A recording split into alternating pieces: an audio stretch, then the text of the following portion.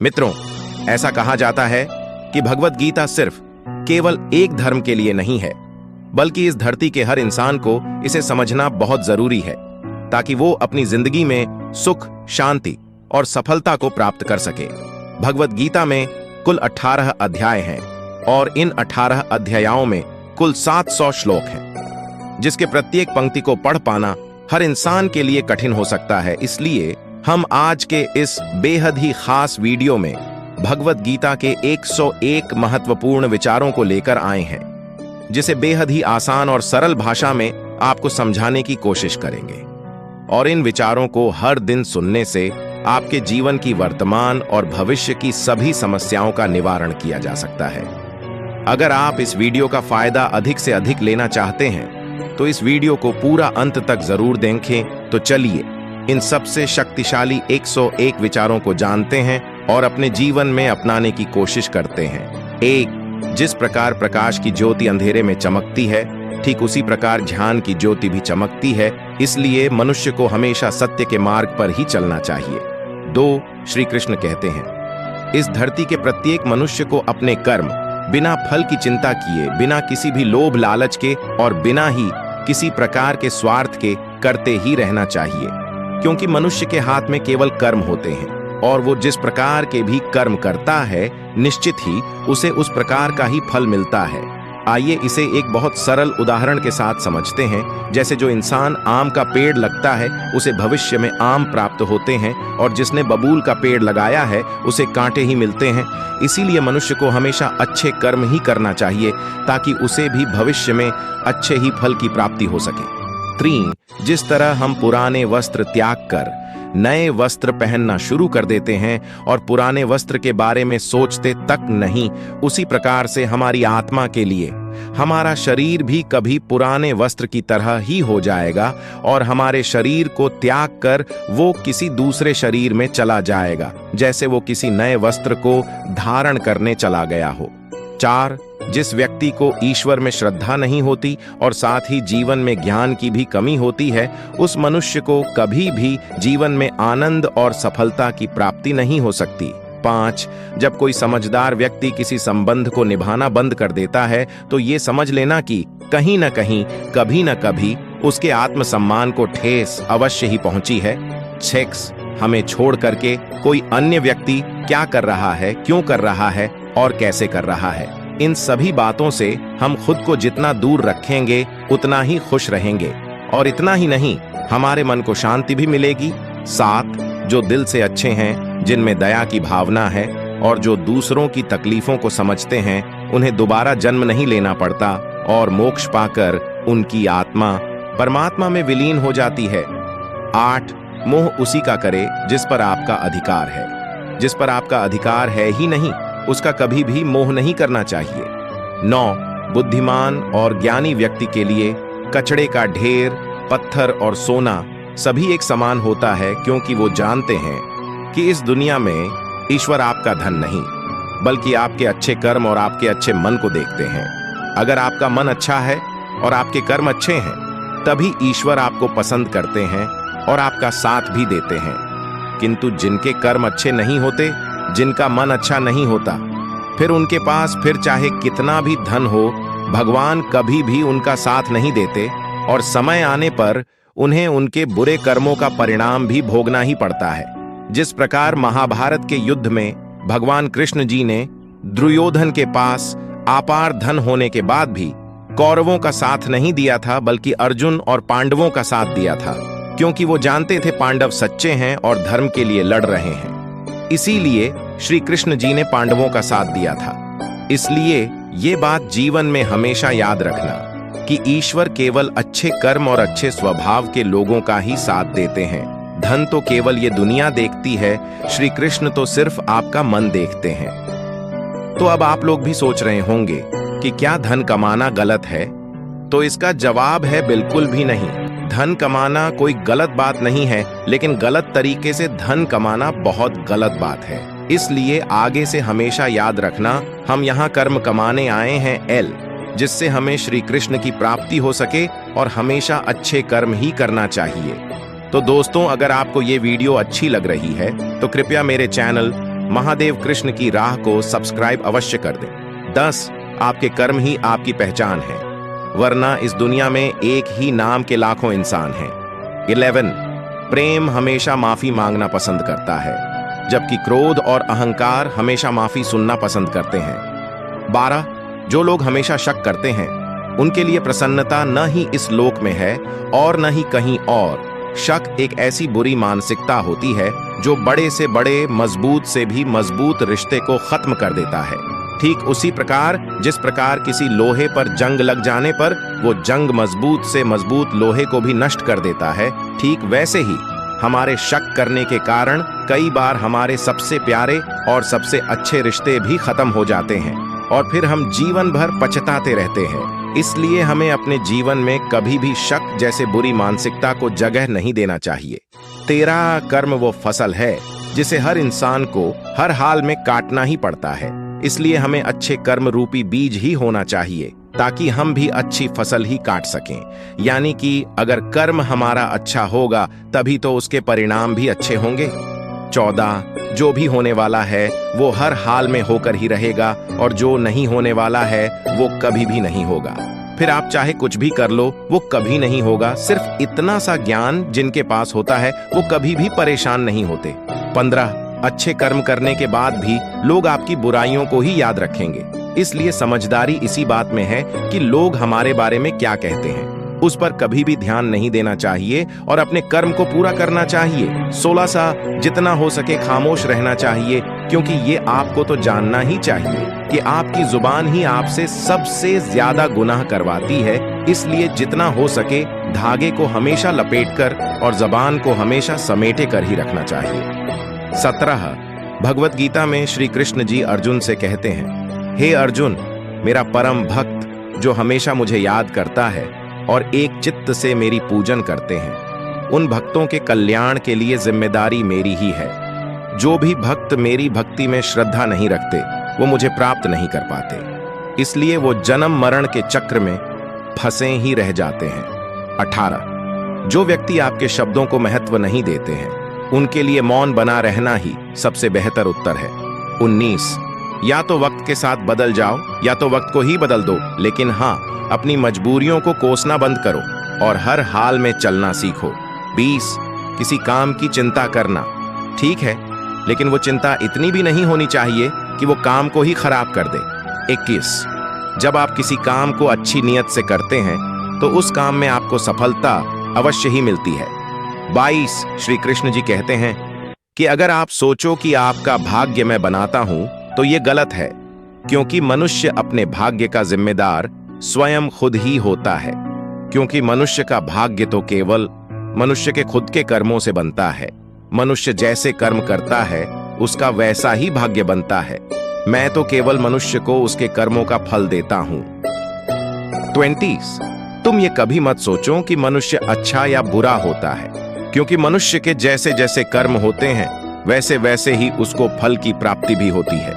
मनुष्य केवल कर्म का अधिकारी होता है, किंतु उसे उसके परिणाम का अधिकार कभी नहीं होता है। इसलिए हमें हमेशा अपने कर्मों पर ध्यान देना चाहिए, न कि परिणाम पर। और सही कर्म वो नहीं होते जिनके परिणाम अच्छे होते हैं, बल्कि सही कर्म तो वे होते हैं जिनका उद्देश्य कभी गलत नहीं होता। 24 संसार में कोई भी व्यक्ति सर्वगुण संपन्न नहीं होता है, इसलिए लोगों को उनकी कमियों के साथ ही स्वीकार कर लेना चाहिए। किसी व्यक्ति को सर्वगुण संपन्न समझ करके उसकी नकल करने से बेहतर है कि आप सबसे पहले खुद को पहचानो और अपने आप को बेहतर बनाओ। 25 जब आपको अपना भविष्य धुंधला दिखाई दे तो आपको अपना ध्यान अपने वर्तमान पर केंद्रित करना चाहिए और अपने कर्म को करते रहना चाहिए। यकीनन आपका भविष्य भी बेहतर हो जाएगा।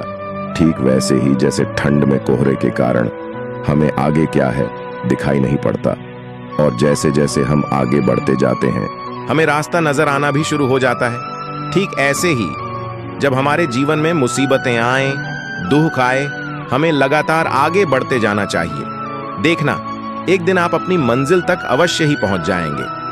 26 मनुष्य की सबसे बड़ी गलती वो होती है जिस गलती से हम कुछ सीख नहीं पाते। गलती होना कोई गलत बात नहीं है। श्री कृष्ण कहते हैं, इंसान गलतियों का पुतला है, और गलती तो हर मनुष्य से होती ही है, किंतु जो मनुष्य अपने गलती से कुछ सीख नहीं पाता, वास्तव में वही गलती सबसे बड़ी गलती होती है। संटिसाइन श्री कृष्ण कहते हैं कि अगर इंसान अपनी गलतियों से सीखता है तो वही गलतियां उसके लिए सफलता की सीढ़ियां बन जाती हैं, और अगर नहीं सीखता है तो वही गलतियां उसके लिए दुखों का सागर बन जाती है। 28 जब हमारा मन कमजोर होता है तो हमारी परिस्थितियां हमारी समस्याएं बन जाती हैं, और जब हमारा मन स्थिर होता है तो वही परिस्थितियां हमारे लिए चुनौतियां बन जाती हैं, और जब हमारा मन मजबूत होता है तो वही परिस्थितियां हमारे लिए अवसर बन जाती हैं। 29 मनुष्य अपनी मानवता उसी वक्त खो देता है जब वो किसी दूसरे के बुरे समय और उसके हालात का मजाक बनाता है। 30 श्री कृष्ण अर्जुन से कहते हैं कि हे अर्जुन, जब बात आत्मसम्मान पर आ जाए तो शास्त्र उठाना कोई गलत बात नहीं, ऐसी परिस्थिति में शास्त्र उठाना ही तुम्हारा सबसे पहला कर्तव्य है। 31 दिखते तो सभी इंसान ही हैं, फर्क बस इतना सा है कि कुछ लोग दर्द देते हैं और कुछ लोग दर्द को कम करते हैं। 32 किसी मनुष्य द्वारा किए गए कर्मों के आधार पर भविष्य में मिलने वाले विजय या हार, लाभ या हानि, खुशी या दुख से कभी परेशान होकर चिंता से ग्रसित नहीं होना चाहिए। 33 समस्याएं इतनी बड़ी कभी नहीं होती हैं जितना कि हम उन्हें बार बार सोचकर और चिंता करके बड़ा बना देते हैं। 34 क्या आपने कभी सुना है कि अंधेरे ने सुबह होने ही नहीं दिया?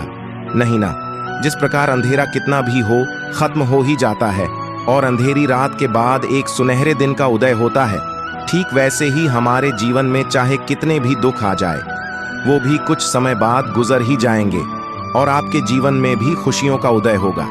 35 जो जितना ही ज्यादा शांत होता है उतना ही ज्यादा अपनी बुद्धि को प्रयोग करने की काबिलियत रखता है। 36 अपनी निंदा सुनकर कभी अपना लक्ष्य न बदले, क्योंकि सफलता मिलते ही निंदा करने वालों की राय बदल जाती है। 37 पेट में गया विष केवल एक ही मनुष्य को मारता है, लेकिन कान में गया विष कई रिश्ते खत्म कर देता है। 30 श्री कृष्ण कहते हैं अपने वो नहीं होते जो किसी दूसरे के लिए कभी भी आपका साथ नहीं छोड़ते। 29 तूफान का आना भी जरूरी है जीवन में, तभी तो पता चलता है कि कौन हाथ पकड़ता है और कौन हाथ छोड़ता है।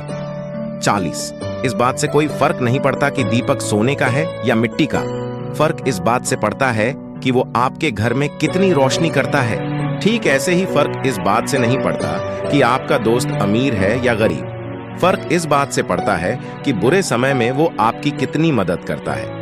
43 दुनिया में केवल माँ बाप ही दो ऐसे व्यक्ति होते हैं जो आपको बिना किसी स्वार्थ के आपको अपना सब कुछ दे देते हैं। बाकी इस दुनिया में जितने भी रिश्ते हैं उसके लिए आपको कोई ना कोई कीमत चुकानी ही पड़ती है। 42 आपकी हार और जीत आप पर निर्भर करती है। जब आप हार मान लेते हैं तो आप हार जाते हैं, लेकिन जब आप जीतने की ठान लेते हैं तो आप जीत जाते हैं। 35 सबसे बुद्धिमान व्यक्ति वही है जो सफलता पाने के बाद भी अहंकारी नहीं हो जाता और असफल होने पर गम में नहीं डूबता। 45 अपनी तुलना कभी किसी दूसरे के साथ न करें, क्योंकि आप जैसे भी हैं सर्वश्रेष्ठ हैं। 45 श्री कृष्ण जी कहते हैं कि हमारा मन ही हमारा सबसे बड़ा मित्र भी है और सबसे बड़ा शत्रु भी है। जो इंसान अपने मन को जीत लेता है ये मन उसका मित्र बन जाता है, और जो इंसान अपने मन को नहीं जीत पाता ये मन उसका सबसे बड़ा शत्रु बन जाता है। अगर आपको जीवन में सफलता पानी है तो आपको अपने मन को अपना गुलाम बना लेना चाहिए, उसे जीत लेना चाहिए, नहीं तो वो मन आपको अपना गुलाम बना लेगा। 46 माँ बाप की नसीहत सबको बुरी लगती है मगर माँ बाप की वसीयत सबको अच्छी लगती है। स्याफा कभी कभी जीवन में कुछ बेहतरीन पाने के लिए जीवन के सबसे बुरे दिनों से भी गुजरना पड़ता है। 48 जीवन में कुछ भी स्थायी नहीं है, इसलिए ज्यादा तनावग्रस्त न हो, क्योंकि आपकी परिस्थितियां कैसी भी हों एक दिन बदलेगी ही बदलेंगी। आइए इसे एक छोटी सी कहानी से समझते हैं। एक बार एक साधु देश की यात्रा के लिए निकला। मार्ग में जब रात हो गई तो वो एक घर में जाकर रुका। उस घर के मालिक का नाम सुमित था। सुमित ने साधु की खूब सेवा की। दूसरे दिन सुमित ने साधु को उपहार देकर विदा किया। साधु सुमित की सेवा से बहुत खुश हो गया था और उसे दुआएं देने लगा, भगवान करे तू दिनों दिन बढ़ता रहे। साधु की बात सुनकर सुमित हंसने लगा और साधु से कहा कि जो है वो भी नहीं रहेगा। साधु सुमित की ओर देखता रहा और फिर वहां से चला गया। कुछ वर्षों बाद वो साधु फिर से सुमित के घर आया तो उसने देखा सुमित का सारा धन, सारी संपत्ति खत्म हो गया और अब सुमित गांव की किसी बड़े जमींदार के यहाँ नौकरी करता है। साधु सुमित से मिलने गया, लेकिन धन के अभाव में भी सुमित ने साधु का स्वागत किया और उसे अपनी झोपड़ी में पड़ी फटी चटाई पर बैठाया और खाने के लिए जो उसके पास सूखी रोटी थी उसने उसे वो साधु को दे दी। दूसरे दिन जाते समय साधु की आंखों में आंसू थे और कहने लगा, हे भगवान, ये तूने क्या किया? सुमित हंसने लगा और फिर कहा कि अरे साधु तो क्यों दुखी हो रहा है? ईश्वर हमें जिस हाल में भी रखें हमें खुश रहना चाहिए, उनको धन्यवाद देना चाहिए। समय सदा बदलता रहता है और सुनो, ये भी नहीं रहने वाला। साधु सोचने लगा कि मैं तो भेष से साधु हूं, सच्चा साधु तो सुमित है। कुछ वर्षों बाद साधु फिर यात्रा पर निकला और सुमित को देखकर हैरान रह गया। सुमित अब जमींदारों का भी जमींदार बन गया था। साधु को पता चला कि जिस जमींदार के यहां सुमित नौकरी किया करता था उसकी कोई संतान नहीं थी। मरते समय जमींदार ने अपनी सारी जमीन सुमित को दे दी। साधु बहुत खुश हुआ और कहने लगा, अच्छा हुआ जो वो बुरा वक्त गुजर गया। भगवान करे तू अब हमेशा ऐसा ही बना रहे। साधु की बात सुनकर सुमित फिर हंसने लगा और कहा, साधु अभी भी तेरी नादानी बनी हुई है। तो साधु ने पूछा, क्या ये भी नहीं रहने वाला? तो सुमित ने कहा, हां, या तो ये चला जाएगा या तो इसे अपना मानने वाला ही चला जाएगा। यहां कुछ भी हमेशा रहने वाला है ही नहीं। हर चीज एक ना एक दिन दूर हो जाती है या तो खत्म हो जाती है। अगर कोई चीज शाश्वत है तो वो है हमारी आत्मा, हमारे मन की शांति, हमारे मन का सुकून। इसके अलावा जो कुछ भी बाकी है वो हमेशा नहीं रहने वाला। साधु ने सुमित की बातों को बड़ी ध्यान से सुना और वापस चला गया। कुछ साल बाद जब साधु उसी गांव से गुजरा तो उसने देखा सुमित का महल तो है लेकिन अब सुमित नहीं है। उसमें कबूतर गुटरगू कर रहे थे क्योंकि अब सुमित इस दुनिया में रहा ही नहीं था, उसकी मृत्यु हो गई थी। वो साधु मन ही मन सोचने लगा कि मनुष्य जिंदगी भर दौड़ता रहता है, रोता रहता है, दुखी होता रहता है। जिन चीजों के लिए इंसान तड़पता रहता है, रोता रहता है, वास्तव में ये चीजें हमेशा के लिए नहीं रहने वाली। वो सारी चीजें बदलने वाली है जो समय के साथ बदलती ही रहती है। आज आपकी है तो निश्चित ही वो कल किसी और की हो जाएंगी। ये कहानी हमें शिक्षा देती है कि हमारे जीवन में जब भी दुख आए, मुसीबतें आए, तो हमें ये सोचना चाहिए कि इससे पहले जो मुसीबतें आई थीं, जो बुरा समय आया था, क्या वो हमेशा रहा? नहीं ना, वो भी गुजर गया, न वैसे ही ये बुरा समय भी गुजर जाएगा। इसलिए हर परिस्थिति में खुश रहे क्योंकि यहां कुछ भी हमेशा के लिए नहीं रहने वाला। 49 संसार में परेशानी देने वाली की हस्ती चाहे कितनी ही बड़ी क्यों ना हो, लेकिन ये याद रखना कि भगवान की कृपा दृष्टि से बड़ी कभी भी नहीं हो सकती। 50 मुश्किल काम हमेशा बेहतरीन लोगों के ही हिस्से में ही आते हैं क्योंकि वो लोग ही उन कामों को बेहतरीन ढंग से करने की कला जानते हैं। 51 कोई आपको कुछ भी कहे लेकिन आप हमेशा खुद को शांत रखें क्योंकि धूप चाहे कितनी भी हो किंतु वो सागर को कभी भी सुखा नहीं सकती। 52 जहां आपकी कदर ना हो वहां कभी ना रुके, फिर चाहे वो किसी का घर हो या किसी का मन। 53 ईमानदारी के रास्ते पर भीड़ बहुत कम होती है क्योंकि इस रास्ते पर चलने के लिए बहुत ही ज्यादा साहस की जरूरत पड़ती है। 54 श्री कृष्ण कहते हैं, व्यक्ति जो चाहे बन सकता है यदि व्यक्ति अपने लक्ष्य पर एक चित्त होकर उस पर लगातार काम करे। 55 दुनिया के सामने जीतने वाला विजेता नहीं होता, बल्कि विजेता तो वो होता है जो ये जानता है कि किसी रिश्ते में कब और कहां हराना है। 56 जब किसी रिश्ते में आपका होना और ना होना बराबर हो जाए तब उस रिश्ते में आपका ना होना ही बेहतर है। 57 चिंता मत करो क्योंकि जिसने तुम्हें इस दुनिया में भेजा है उसको आपसे ज्यादा आपकी चिंता है। 58 संभव ना हो तो साफ मना कर दें पर किसी को अपने लिए इंतजार न करवाएं। 59 ईश्वर तब खुश होते हैं जब वह देखते हैं कि दुखों के बावजूद इंसान उस पर विश्वास रख रहा है और यकीन मानिए वो आपके सब विश्वास की कीमत समय आने पर जरूर देते हैं। 60 अगर आप दुख पर ध्यान देंगे तो आप हमेशा दुखी रहेंगे और सुख पर ध्यान देंगे तो सुखी रहेंगे। आप जिस चीज पर ध्यान देंगे वहां तुरंत सक्रिय हो जाएगी और आपके जीवन में तुरंत प्रवेश करना शुरू कर देगी। यही ईश्वर का नियम है। 61 जिंदगी की सबसे अच्छी और खराब बात यह है कि ये हमेशा नहीं रहने वाली। ये बात एक उम्र के बाद सभी जान जाते हैं कि दिन अच्छे हों या खराब दोनों बीत जाते हैं।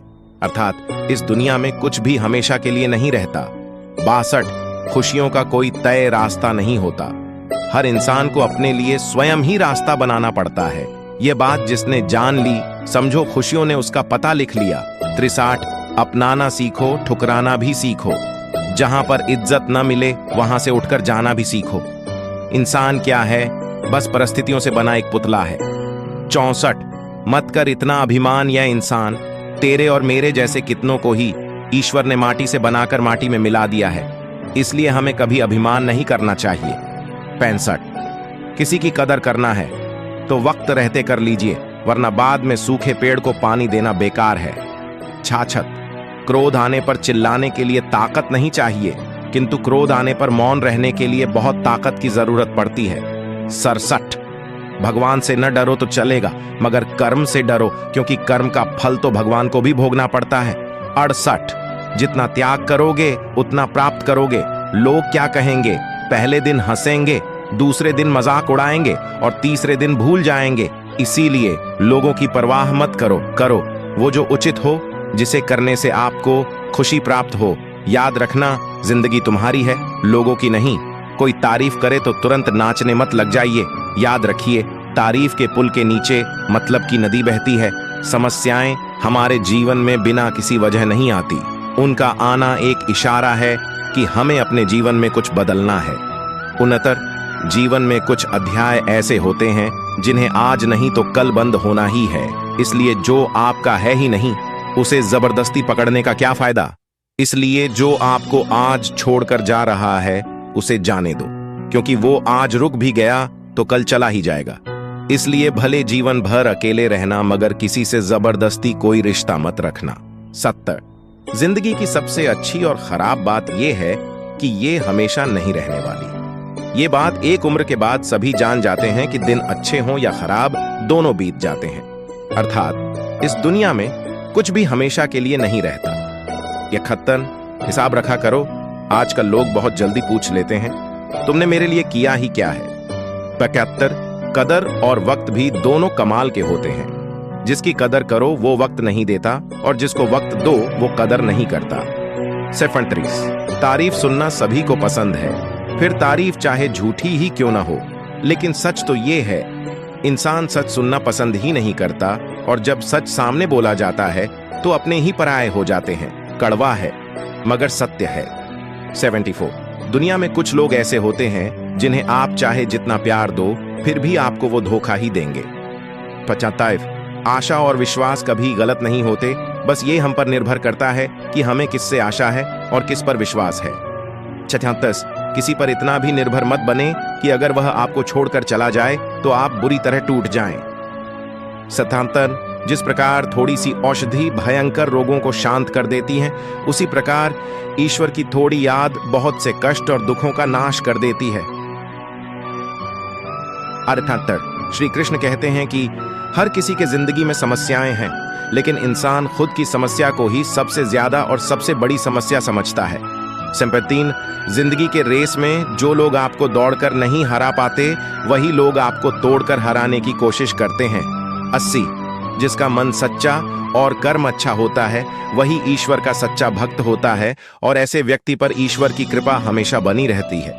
50 अगर हीरे की पहचान करनी है तो रात का ही इंतजार करना होगा, क्योंकि धूप में तो कांच के टुकड़े भी चमकने लगते हैं। 82 कभी कभी अकेले होना और अकेले रोना मनुष्य को सबसे मजबूत इंसान बना देता है। 83 अगर जीवन में खुद को खुश रखना चाहते हो तो सबसे पहले उनको भूल जाओ जो तुम्हें भूल गए हैं। 44 कुछ लोग हमारे इतने बड़े शुभचिंतक होते हैं कि हमारी खुशियों को देखकर ही उन्हें चिंता होने लगती है। 44 जो हृदय से दिया जा सकता है वो हाथ से नहीं, और जो मौन से कहा जा सकता है वो शब्दों से नहीं। 55 जिंदगी में थोड़ा अभिमान भी जरूरी है, नहीं तो लोग आपको हमेशा बेवकूफ ही समझते रहेंगे। 36 आजकल के रिश्ते बिल्कुल नौकरी की तरह हो गए हैं, क्योंकि बेहतर ऑफर मिलते ही वो पुराने रिश्ते तोड़कर चले जाते हैं। सत्ताशी, मनुष्य को कभी भी क्रोध नहीं करना चाहिए, क्योंकि क्रोध करने से उसका स्वयं का नुकसान तो होता ही है, साथ ही दूसरों का भी नुकसान होता है। कई बार क्रोध की वजह से हमारे कई सारे रिश्ते खत्म हो जाते हैं, इसलिए हमें क्रोध से बचना चाहिए। आइए एक छोटी सी कहानी सुनते हैं कि क्रोध से क्या नुकसान होते हैं। हमारे जीवन में एक बार एक पिता ने अपने गुस्सैल बेटे से तंग आकर उसे कीलों से भरा एक थैला देते हुए कहा कि तुम्हें जितने बार क्रोध आए, इस थैले से एक कील निकालकर उस दीवार में ठोक देना। अगले दिन जैसे ही उसके लड़के को क्रोध आया, उसने थैले से एक कील निकालकर सामने की दीवार में ठोक दी। जब भी उसे गुस्सा आता वो हमेशा ऐसे ही करता, लेकिन धीरे धीरे उसे समझ में आने लगा कि कील ठोकने की मेहनत से अच्छा है वो अपने गुस्से पर ही कंट्रोल कर ले, और धीरे धीरे उसकी कील ठोकने की संख्या कम होने लगी। एक दिन ऐसा भी आया कि उसने सारे दिन में एक भी कील नहीं ठोकी। उसने ये बात बहुत खुशी खुशी अपनी पिता को बताई, तो उसके पिता ने उस लड़के से कहा कि जिस दिन तुम्हें ये लगे कि आज तुमने बिल्कुल भी गुस्सा नहीं किया है, तो उस दिन तुम उस दीवार से एक एक करके कील उखाड़ते जाना, बाहर निकालते जाना। बेटा ऐसा ही करने लगा, और एक दिन ऐसा भी आया कि उस दीवार में एक भी कील बाकी नहीं बची। उसने खुशी खुशी ये बात अपने पिता को बताई। फिर उसके पिता उसको लेकर दीवार के सामने आए, फिर कीलों के छेद दिखाकर पूछा, क्या तुम इसके ये छेद भर सकते हो? तो बेटे ने कहा, नहीं पिताजी। तो पिता ने उसके कंधे पर हाथ रखते हुए कहा कि तुमने इससे क्या सीखा कि क्रोध में तुम्हारे द्वारा कहे गए शब्द दूसरे के दिल में छेद कर देते हैं, जिसको भरना असंभव हो जाता है, जिसे तुम सारी जिंदगी में भी नहीं भर सकते। ये कहानी भी हमें शिक्षा देती है, जब आपकी जिंदगी में ऐसे हालत आ जाएं, ऐसी परिस्थितियां आ जाएं, या लोग आपके साथ ऐसा व्यवहार करें जिससे आपको दुख पहुंचे, जिससे आपको गुस्सा आता हो, और उस गुस्से में आप लोगों के दिल पर चोट पहुंचाते हैं, उन्हें बुरा भला कहते हैं, तो आप तो गुस्सा करके अपना भड़ास निकाल लेते हैं, लेकिन वो लोग आपके द्वारा कहे गए बातों को कभी नहीं भूल पाते। इसलिए हमेशा खुद के गुस्से पर हमें नियंत्रण रखना चाहिए। कई बार इस गुस्से की वजह से ही हमारे कई रिश्ते हमसे टूट जाते हैं, हमें छोड़कर चले जाते हैं, और हम जीवन भर पछताते रहते हैं। 88, किसी काम को मैं कर सकता हूं, ये हमारा आत्मविश्वास है, किंतु किसी काम को सिर्फ मैं ही कर सकता हूं, ये हमारा अहंकार है। इसलिए मनुष्य को हमेशा अहंकार से बचकर रहना चाहिए। 89 जी, लो हर लम्हा बीत जाने से पहले, क्योंकि लौटकर सिर्फ यादें आती हैं, इंसान नहीं। इसलिए जो चला गया हमें उसका कभी भी शोक नहीं करना चाहिए, फिर चाहे वो धन हो या कोई इंसान ही क्यों ना हो। 90, मैंने अक्सर देखा है आजकल सीधे और सरल इंसान को दुनिया बेवकूफ ही समझती है। 91, श्री कृष्ण कहते हैं कि तू करता वो है जो तू चाहता है, और होता वो है जो मैं चाहता हूं। इसलिए आज से तू कर वही जो मैं चाहता हूं, फिर होगा वो जो तू चाहेगा। बनावे, मनुष्य जो भी कर्म करता है उसे उसके बुरे दिनों में उसी के अनुसार फल की भी प्राप्ति होती है। आइए इसे एक छोटी सी कहानी के साथ समझते हैं। एक बार एक दिन एक राजा ने अपने 3 मंत्रियों को अपने पास बुलाया और तीनों को आदेश दिया कि एक एक थैला लेकर बगीचे में जाएं और वहां जो भी अच्छे से अच्छे फल हों उन्हें तोड़ कर लाएं। वो तीनों अलग अलग बाग में चले गए। पहले मंत्री ने कोशिश की कि राजा के लिए अच्छे से अच्छे फल लेकर जाए जो मीठे भी हों और स्वास्थ्यवर्धक भी हों। उसने बहुत मेहनत करके अच्छे और मीठे फल चुने। दूसरे मंत्री ने सोचा कि राजा कौन सा सभी फल चेक करेंगे, इसीलिए उसने कुछ अच्छे फल और कुछ सड़े गले फल थैले में डाल ली। और तीसरे मंत्री ने सोचा कि राजा की नजर तो सिर्फ भरे हुए थैले पर जाएगी, वो अंदर चेक करके थोड़े ना देखेंगे। ये सोचकर उसने अपना समय बचाने के लिए थैले में घास और पत्ते भर दिए। दूसरे दिन राजा ने तीनों मंत्रियों को उनके थैलों समेत दरबार में बुलाया, लेकिन राजा ने उनके थैले खुलकर भी नहीं देखा और आदेश दे दिया कि इन तीनों को इनके थैले समेत 1 महीने के लिए जेल में बंद कर दो और खाने के लिए जो कुछ भी इनके थैले में है उसी से ये अपना काम चलाएंगे। उन तीनों मंत्रियों को उनके थैलों समेत एक जेल में बंद कर दिया गया। अब जेल में उनके पास खाने पीने को कुछ भी नहीं था सिवाय उन फलों के जो वो राजा के लिए तोड़कर लाए थे। जो पहला मंत्री था उसके पास मीठे और स्वास्थ्यवर्धक फल थे और वो मजे से खाता रहा, और जो दूसरा मंत्री था उसको कुछ फल अच्छे मिले, कुछ सड़े गले मिले। लेकिन जो तीसरा मंत्री था उसके पास सिर्फ घास फूस और पत्ते थे।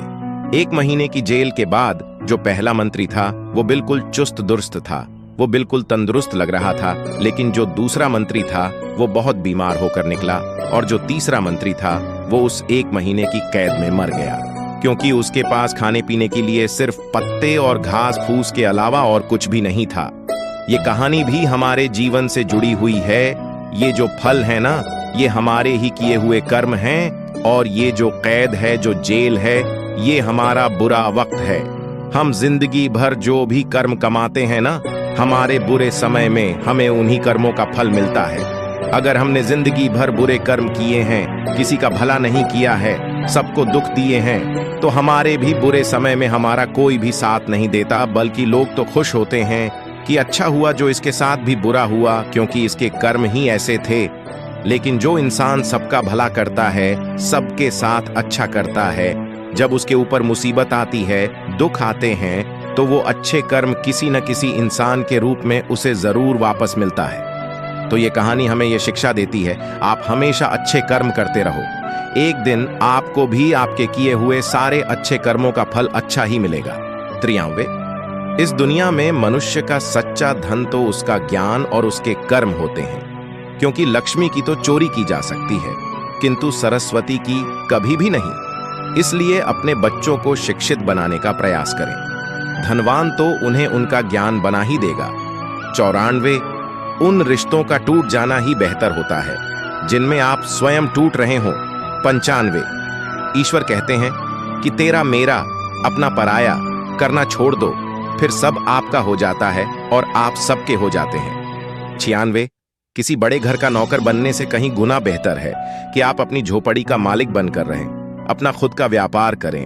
आप जीवन में हमेशा खुश रहेंगे। 97, श्री कृष्ण जी कहते हैं कि मनुष्य नंगा पैदा होता और नंगा ही मरता है। वो इस संसार से कुछ भी नहीं ले जा सकता सिवाय कर्मों के, किंतु मनुष्य आज धन के पीछे इतना अंधा हो गए हैं कि वो गलत कर्मों को करने से भी पीछे नहीं हटता। 98, श्री कृष्ण जी कहते हैं कि हमारा जीवन भी एक सपने की तरह ही होता है। जिस प्रकार सपने में हम देखते हैं कि हमारा सब कुछ है, मगर होता क्या है, जैसे ही हमारी आंख खुलती है सब गायब हो जाता है, कुछ भी हमारा अपना नहीं रहता। ठीक वैसा ही हमारा जीवन भी है। इस दुनिया में हम कितना ही धन कमा लें, कितने ही रिश्ते कमा लें, कोई भी हमारे साथ नहीं जाएगा। ये सारे रिश्ते हमारे जन्म से शुरू हुए थे और हमारे मृत्यु के बाद ये सब पुनः खत्म हो जाएंगे। 99, अगर कोई आपकी बुराई करे तो निराश मत होना, क्योंकि ये वही लोग होते हैं जो हमारी बराबरी कभी भी नहीं कर सकते। 100, माता से प्यार सीखो, गुरु से ज्ञान सीखो और पिता से संघर्ष सीखो। बाकी जो भी है वो दुनिया सिखा ही देगी। 100, संगत का मनुष्य के स्वभाव पर कोई फर्क नहीं पड़ता, क्योंकि विभीषण रावण के साथ रहकर भी नहीं बिगड़ा और केकई राम के साथ रहकर भी नहीं सुधरी। 101, हमारे पास जो कुछ भी है, जब हम उसके लिए ईश्वर को धन्यवाद देने लगते हैं तो हमारे जीवन में खुशियां आने लगती हैं। आइए इसे एक छोटी सी कहानी से समझते हैं। एक बार एक व्यक्ति मृत्यु के करीब था, मरने वाला था। उसने अपने बेटे को सोने से भरा एक थैला दिया और अपने पुत्र को बताया, जब भी इस थैले में सोने के सिक्के खत्म हो जाएं, तो जो मैं तुम्हें एक प्रार्थना बता रहा हूं, उसे दोहराने से सिक्के फिर से भरने लग जाएंगे। उस व्यक्ति ने अपने बेटे के कान में 4 शब्द की प्रार्थना कही और वो मर गया। अब बेटा सोने के सिक्कों से भरा थैला पाकर बहुत खुश हुआ, उसे खर्च करने में लग गया। वो थैला इतना बड़ा था कि उसे खर्च करने में कई साल बीत गए, लेकिन इस बीच वो लड़का 4 शब्दों की प्रार्थना भी भूल गया। जब थैला खत्म होने को आया तब उसे याद आया, अरे वो 4 शब्द की प्रार्थना क्या थी। उसने याद करने की बहुत कोशिश की, लेकिन उसे याद ही नहीं आया। अब वो लोगों से पूछने लगा। पहले पड़ोसी से पूछा कि ऐसी कोई प्रार्थना तुम जानते हो जिसमें 4 शब्द हैं। पड़ोसी ने कहा, हाँ, मुझे एक 4 शब्दों की प्रार्थना मालूम है, ईश्वर मेरी मदद करो। उस लड़के ने सुना और उसे लगा ये वो शब्द नहीं है। उस लड़के ने बहुत सारे 4 शब्दों की प्रार्थनाओं को बार बार दोहरा कर देखा, लेकिन उस खाली थैले में सिक्के बढ़े ही नहीं। वो मन ही मन बहुत दुखी हो गया। फिर वो लड़का एक ब्राह्मण से मिला। ब्राह्मण ने उस लड़के से कहा कि तुम ये प्रार्थना करो, ईश्वर तुम महान हो। लेकिन इस प्रार्थना से भी कुछ नहीं हुआ। फिर उसे एक धनी इंसान मिला। उसने उस लड़के से कहा कि तुम ये प्रार्थना करो, ईश्वर मुझे धन दो। लेकिन इस प्रार्थना से भी कुछ नहीं हुआ। आखिर में वो उदास होकर अपने घर में बैठ गया। तभी एक भिखारी उसके दरवाजे पर आया। उसने कहा, सुबह से कुछ नहीं खाया है, खाने के लिए कुछ हो तो मुझे दे दो। उस लड़के ने बचा हुआ खाना भिखारी को दे दिया। उस भिखारी ने खाना खाकर भगवान से प्रार्थना की, हे ईश्वर आपका धन्यवाद। अचानक वो लड़का चौंक पड़ा। अरे यही तो वो 4 शब्द थे। उस लड़के के वो 4 शब्द दोहराने से हे ईश्वर आपका धन्यवाद, उसका खाली थैला सोने के सिक्कों से वापस भर गया। ये कहानी भी हमारी जिंदगी से ही जुड़ी है। वो खाली थैला हमारी जिंदगी है और वो सोने के सिक्के हमारी खुशियां हैं। जब तक हम हमारी जिंदगी में शिकायतें करते रहते हैं, परेशान होते रहते हैं, दुखी होते रहते हैं, तब तक हमारी जिंदगी के खाली थैले में वो खुशियों के सिक्के आते ही नहीं। लेकिन जब हम सारी शिकायतें भूलकर भगवान को धन्यवाद देते हैं, उनका शुक्रिया करते हैं, तो हमारी जिंदगी में भी खुशियों के सिक्के भर जाते हैं। एक बात हमेशा याद रखना, जो इंसान हमेशा शिकायतों से भरा रहता है वो कभी खुश नहीं हो सकता, और जो इंसान हमेशा भगवान को धन्यवाद के भाव से, शुक्राने के भाव से भरा रहता है, वो इंसान आपको हमेशा खुश देखेगा। उस इंसान की जिंदगी में हमेशा खुशियां और शांति बनी रहती हैं। इसलिए हमें हर परिस्थिति में भगवान का धन्यवाद करते रहना चाहिए, जिससे कि हमारे जीवन में भी वो खुशियों से भरे सिक्के आ सकें, हम सफल हो सकें। हमें हमेशा श्री कृष्ण पर भरोसा रखना चाहिए, क्योंकि वो हर मुश्किल में, हर दुख में, हर राह पर आपका साथ कभी नहीं छोड़ेंगे। श्री कृष्ण जी कहते हैं कि यदि आपका मित्र गलत मार्ग पर चल रहा है तो उसे रुकने की कोशिश करो, न कि मित्र के साथ तुम भी गलत रास्ते पर चल बैठो। मित्र का साथ देना अच्छी बात है, लेकिन ये जानते हुए भी कि आपका मित्र गलत है तो साथ देना बिल्कुल गलत है। महाभारत के युद्ध में अंगराज कर्ण की मृत्यु भी इसीलिए हुई थी, क्योंकि उन्होंने ये जानते हुए भी अपने मित्र का साथ दिया था कि उनका मित्र गलत है। तो दोस्तों, अगर आपको ये वीडियो अच्छी लगी तो कृपया मेरे चैनल को सब्सक्राइब करके बेल आइकन जरूर दबा दें, जिससे ऐसी ही जीवन को बदलने वाली वीडियोस आपको सबसे पहले मिल सके। और कमेंट बॉक्स में जय श्री कृष्ण और हर हर महादेव अवश्य लिखें।